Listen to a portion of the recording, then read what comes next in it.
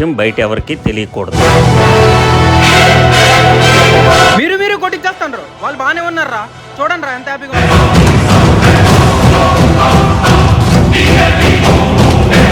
అవునన్నా, రాజకీయ నాయకులను నమ్మకూడదు. నేను అసలు ఓటు వేయడానికి వెళ్ళను. రాజ్యాంగం మనకి ఇచ్చిన హక్కు ఓటు హక్కు, దాన్ని మన అందరం వినియోగించుకోవాలి. అయ్యా, నాకు 2 సీసాలు అమ్మానండి అయ్యా. నువ్వేంట్రా 2 సీసాలు అడుగుతున్నావు? నీ కుటుంబం కోసం, నీ రాజ్యం కోసం అడగొచ్చు కదా. నాన్న నాకు డబ్బులు ఇమ్మని నాన్న. నువ్వేంట్రా ఇప్పటి నుంచి నీ ఓటు అమ్ముకుందని చూస్తున్నావు? మీ నాన్న డబ్బులు అడుగుతున్నావేంటి నువ్వు? నిన్ను చూసి 1000 మంది ఆదర్శంగా నిలబడాలి. నీ ఓటు అమ్ముకుంటున్నావేంట్రా?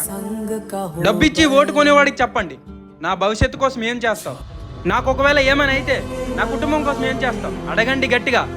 నా రాష్ట్రం కోసం ఏం చేస్తావు, నా దేశం కోసం ఏం చేస్తావు, ఈ 5 సంవత్సరాలు నా బ్రతుకు కోసం ఏం చేస్తావు, ప్రతి ఒక్కడిని అడగండి. డబ్బుకి మాత్రం ఓటు అమ్మొద్దు. సరేరా, మనందరం ఓటు వేయడానికి వెళ్దాం. సరైన నాయకుడిని ఎన్నుకుందాం.